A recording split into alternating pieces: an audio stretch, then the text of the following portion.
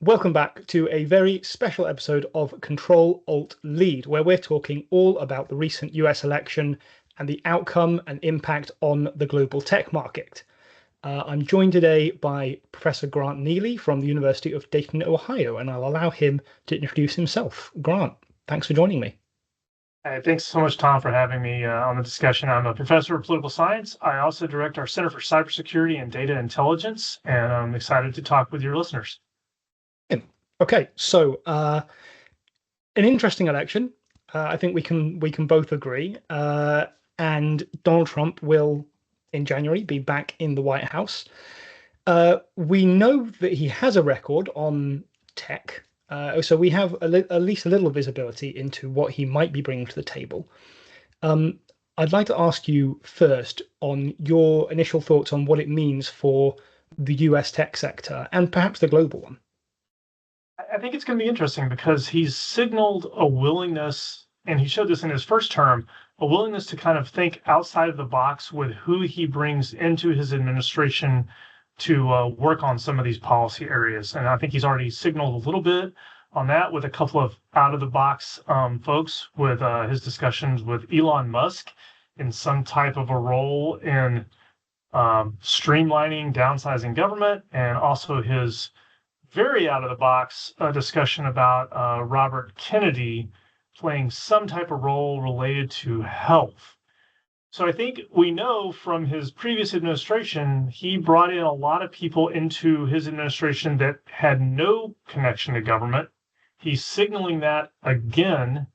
And I think based off the experience that some of those folks had in his first election when he was president, that might cause some folks pause to joining the new Trump administration. We'll have to wait and see how he kind of builds his team and where they come from. And I think the other question is whether they adopt a formal role in the administration or they're an informal advisory capacity to him. He's leaned very heavily on what we would term, informal advisors or a quote kitchen cabinet outside of the normal bounds of the bureaucratic executive administration. I've never heard the term kitchen cabinet before, but as soon as you said it, I knew exactly what you meant. That's a fantastic turn of phrase. Um, yeah, you make a great point there. Elon Musk, especially, is someone who is obviously very well known in the tech sector. Um, and like Trump, he's definitely one of those people who tends to shoot from the hip, as it were. So businesses really like certainty. So what's the result of having both Trump and Musk? It's a good question. I mean, obviously, if you look at the stock market this morning, the removal of uncertainty has been a boom. We've seen the markets take off because they at least know what they're getting. I think the interesting thing about bringing someone in like Musk, who's very entrepreneurial, is even though there might be this sheen of, well, they can attack certain problems with a new mindset, um, the business of government is not the business of business. And it is a different animal when you're talking about passing public policies and doing things where there is no charge for those services. And I think Musk is he's an interesting character. That's one It way will to be put it. interesting to see how they reconcile, a a person with an entity like X and SpaceX and Tesla, where one of those, SpaceX, has greatly benefited from government contracts. So it is always interesting to hear folks coming in from the quote private sector that have benefited greatly from the public sector allocation of resources. Mm, mm. Uh, Excuse me, just a moment for a hot drink. Normally, I record these while I'm drinking tea, but in deference to the fact that you are American and we're talking about the US election, this is coffee. I've But got my large coffee, well done. so But we'll both also, stay caffeinated during the town. well, in deference to the fact that it's well after 5 p.m. here, it's decaf. There you go. Well, I have to switch to decaf 3 p.m. Have to switch to decaf. So It's always a good idea, good for your health. yeah. Um, Okay, so talked a little bit about Musk and Trump there. Musk, of course, is also very much on the AI train. He's very much in favor of unregulated AI. So let's discuss the AI space now because it's definitely developing. I think the next 4 years are going to be really pivotal for AI development and regulation. So, do we expect very pro AI from Trump, or do you think now that the election's passed, he'll back off a bit? It's a great question with regards to AI. I think one of the questions that we grapple with, and I discuss with my colleagues, is AI. You're either paying for AI with your data, with your money, or with both. And it really is a economic generator. When we see all the companies developing AI tools and platforms, they are in the profit-making business. So don't dismiss AI as, oh, it's something that just exists and there's no profit motive behind it. There is a giant profit motive behind AI. The question that I raise is, will Trump and anybody else in his administration involved with AI have any type of consumer protection concern that they raise with AI? Because that's, if we look at it from a cybersecurity standpoint, we do now see people concerned about cybersecurity. We see organizations concerned about cybersecurity. The question is, do we morph to considering AI to have some consumer protection, some individual privacy protection issues? That's really what I would look for is, do they frame it in any way with that regard? Or is it just going to simply be a Wild West, let everyone do whatever they want? Because then what happens is it filters down to the organizational levels where information is held and preserved, and whether or not that's going to be allowed to be fed into AI engines. Mm, Yeah, there's a lot of questions around AI and safety at the moment. We've had the AI Safety Institute set up here in the UK. There have been various meetings about AI safety around the world. The US has taken a great part in that. Do you expect that to continue, or do you think that'll be a sort of with the gloves on, as it were? I think you will see some pushes from that because I think even if the government at the federal level is not involved, I think you'll continue to see state level involvement. Leading states like California. I think you'll see private sector involvement. It's really hard to draw, as you know, in cybersecurity and I think now in AI, it's really hard to draw hard international boundaries.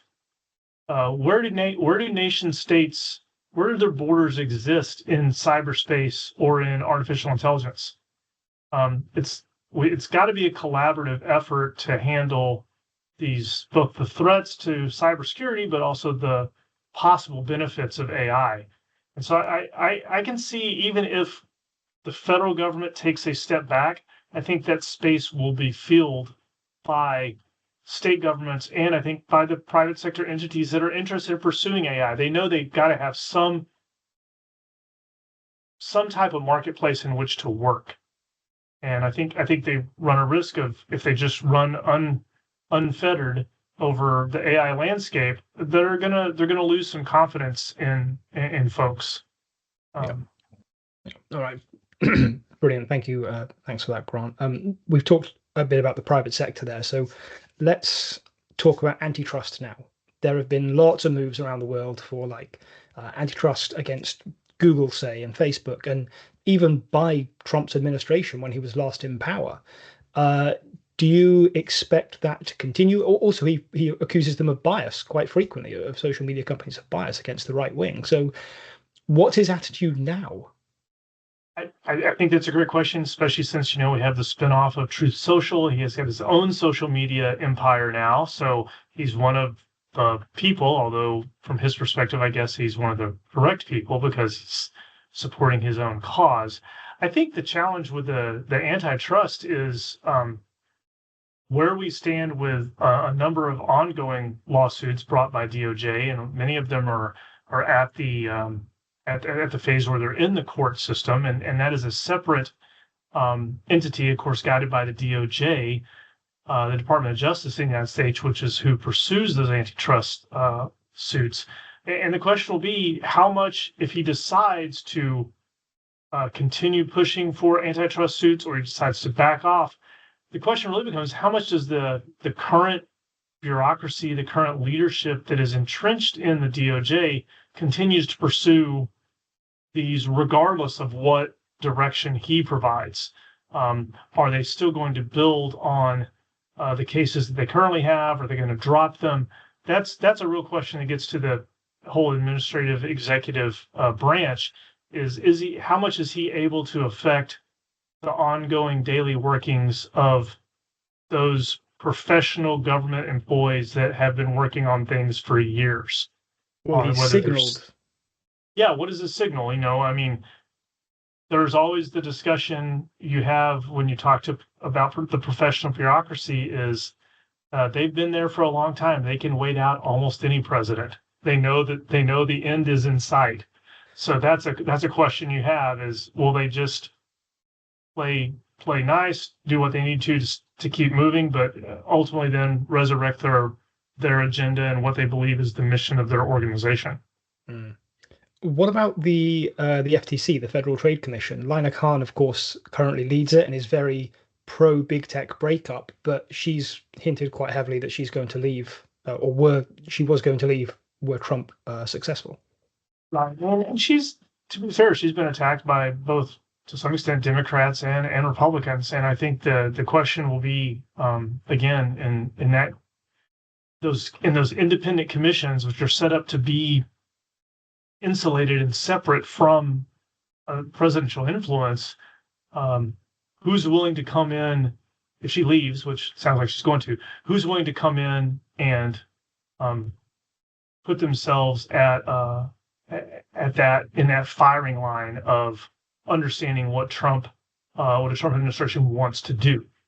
I think that's the hardest thing in coming out of this election is a lot of vague-ish policy statements, mostly um, aimed at immigration and a little bit on tariffs. And still don't think we have a great sense of where he's thinking about going with relation to tech policy. Yeah, but both candidates actually were fairly light on policies in the run up to the election. We just knew their vague stances on things, but actually knowing what they were going to do was really a question mark.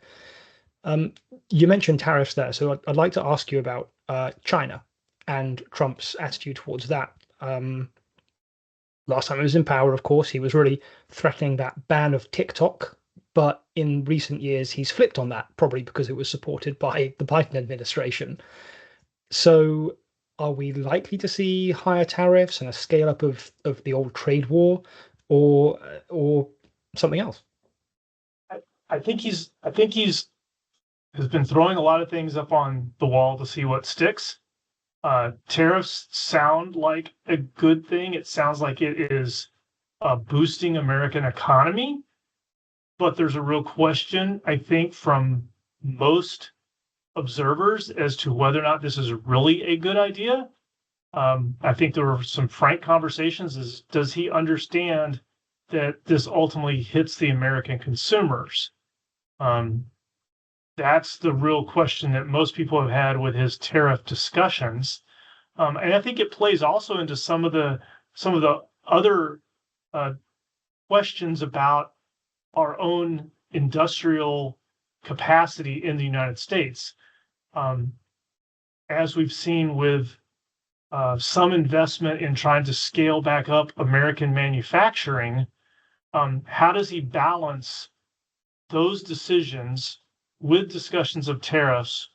Does he understand that those are interlinked, or does he try to separate the two into two distinct policies that are both about really economic development in the United States? You bring up a great question there on funding and trying to restart American manufacturing. We've seen huge investments by the Biden administration. The CHIPS Act is one example. Do you expect there'll be anything on that scale at all for the tech sector in the next 4 years? It will be interesting to see what again, he decides to land on in trying to balance internal investment versus tariffs and this concept of making someone else pay for our own domestic economic expansion. I think that there are a couple of interesting questions that I could see him landing on. One of those has been um, re-looking at nuclear power as we recognize the demands of AI. That's been a recent development as we somewhat turned our back on nuclear power, but there's a question now about private investment in nuclear power in order to power AI. So there's these linked systems. So we've seen a boon in chip production facilities and other high-tech facilities spurred by the CHIPS Act, as well as states also getting into this as they fight over locations. They have that going on here in Ohio. And so I think that the question will be, how much can he integrate all of these policies into a coherent plan? I fully expect, anything that he does that was started by the Biden administration will be rebranded because he loves to rebrand things. And so chips will be rebranded into something um, probably he would prefer with his name on it, would be Of my course. guess. I don't know what it'll be, but he will rebrand almost anything he can to be able to talk about it as a separate act from whatever the Biden administration had done. Mm, mm. Really interesting point, and a great point that you make about nuclear as well. We're seeing that investment kind of around the world. Even Taiwan has signaled that they're ready to relook at nuclear after a long ban on it. Um, Although just this week we saw uh, Amazon had taken over a nuclear, well, not taken over, but was buying a lot of capacity from a nuclear power plant for one of their data centers, and that got blocked because of grid reliability concerns. And then Meta wanted to get involved in the space as well, but that got blocked because of concerns about an endangered bee species on the land. So, there are a lot of blockers to nuclear going into place. Um, I wonder, and a lot of that is down to regulation. I wonder if Trump would do something to remove those regs.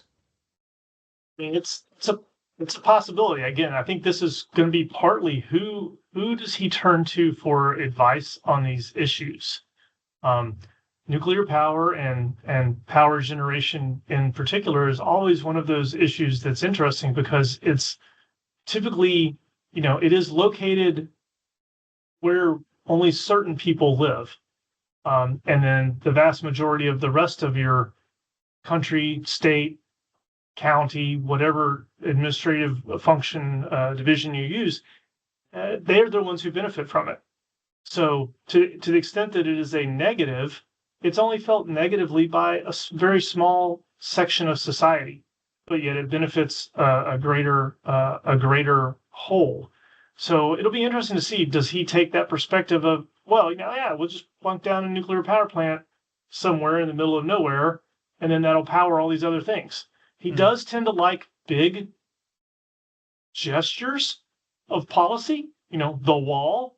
He likes large physical structures and environments. So, to the extent that he could point to, I built this giant nuclear power plant, isn't it great? And it now powers all these businesses. I can see him liking those physical manifestations of his power. I'm just imagining a nuclear power plant now, every cooling tower with Trump's face like just chiseled into it, huge across the landscape. Don't give him any ideas because he would probably seize upon those ideas. Yeah, I'll keep that one to myself. The other area I want to talk to you about was immigration. You said that that was something that he talked about in the run up to the election. So, what is going to happen on? You can't know, but what do you expect is likely to happen on the immigration space? What will happen to the H-1B visa program for skilled migrants, for example? Are we going to see ICE cracking down and cages at the border again? What does the future hold? I think that's the really big question. He made it very much a a centerpiece of his rallies and his discussions. I'm located just about 30 minutes from Springfield, Ohio, which was the maligned Haitian immigrant eating cats and dogs story, which was blatantly false.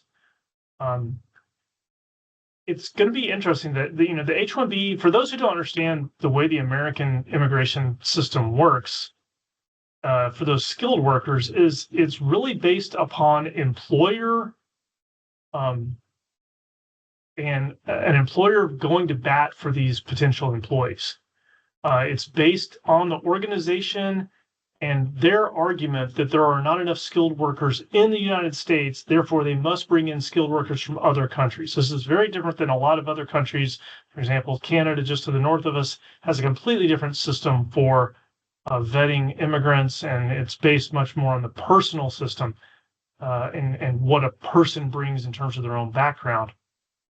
So the question will be, do the economic leaders, whoever he's turning to, be they in his formal cabinet, his kitchen cabinet, his family, whoever he listens to, do they convince him that we still need skilled workers, that we still need to open up that opportunity to grow the American economy? And that's one question, because that's always kind of the quick fix. Go find somebody from another place who knows something that we need, bring them here, give them temporary status, get them to a visa, versus the longer term question, which is where the American economy really is in our post manufacturing phase. How do we develop a workforce that's skilled here? How do we upskill our own citizens to become the cybersecurity people, the AI people, in whatever technical knowledge that we need? How do we upskill them? That's a longer term commitment and policy statement than simply saying, let's go grab some qualified workers from India, Pakistan, China, wherever, and bring them to the country. So I think a lot of this is going to hinge upon who he turns to for economic advice, because that immigration on the H-1B side is truly an economic, business-oriented question. For the unskilled, undocumented, or whatever term you want to use, I know there's a lot of different terms floating around. That question, falls to some different sectors in the economy as to what happens with that, those employees and those opportunities. Okay.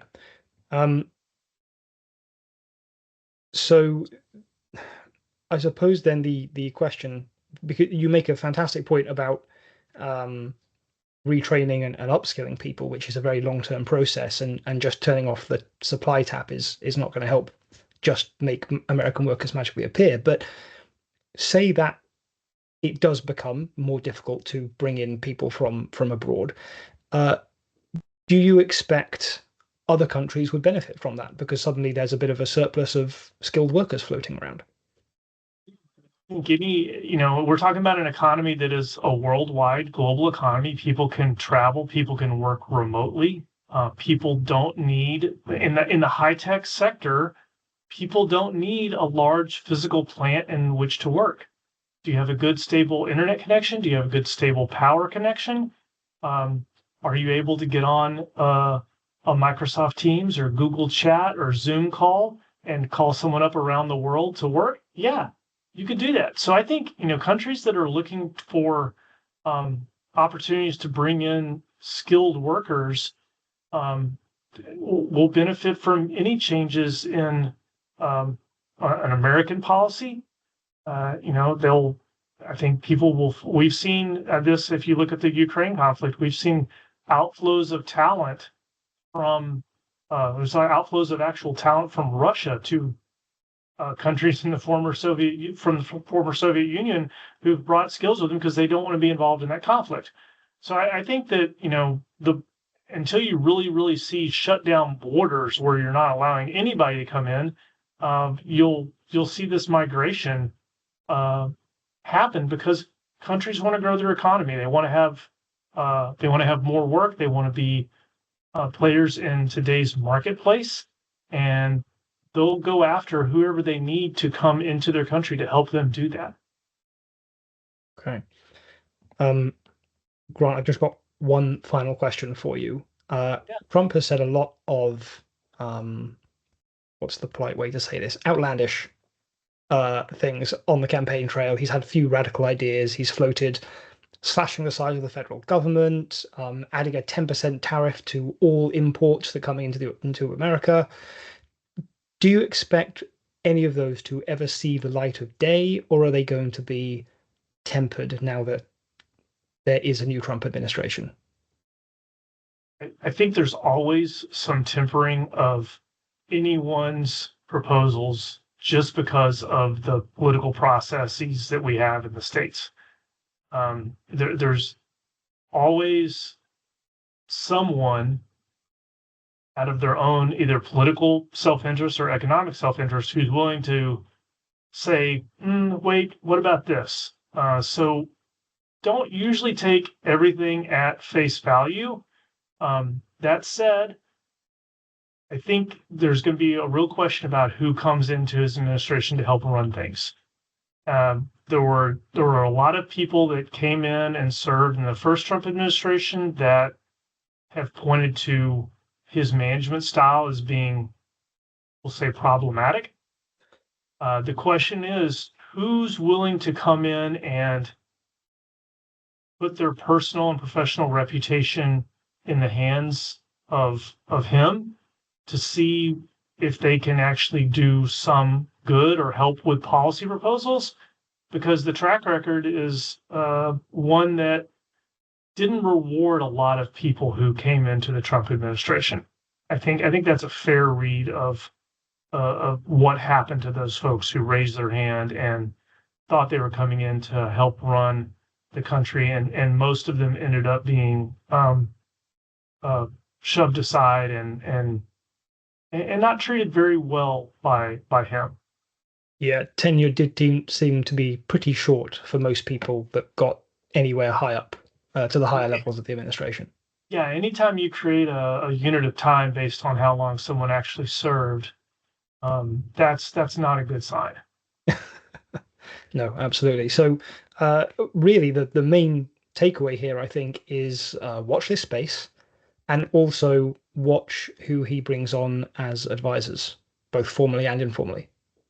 I think that's going to be really the key is to understand who he's trying to get help from on these initiatives, and whether or not they are really able to influence him in the ways that they want. Everyone has an agenda. You kind of come at that from a base understanding. So, what does Elon Musk think he's going to get out of this? What does Robert Kennedy think he's going to get out of this? I mean, people go in with their own particular biases and agendas, and it'll be fascinating to watch this unfold. It will be somewhat like we say when people watch American stock car racing, NASCAR. Sometimes people are just watching for the crashes. Yeah, yeah. Well, over in Europe, we'll be watching it from afar, but still with great interest. So, and Grant, I wish you the best of luck for the next 4 years. Yeah. Thanks, Tom. Good luck to yourself, and good luck over there. And just we're only separated by an ocean, but it feels like it's a pretty big ocean sometimes. Yeah, yeah, I know what you mean. Look, Grant, thank you so much for joining me today. To our audience, thank you very much for listening to this special bonus episode of Control Alt Lead. Our next scheduled episode will be on the 18th of November. We'll be talking about Amazon's return to office mandate. And as always, you can head to computing.co.uk for interviews, research, and analysis. See you again soon.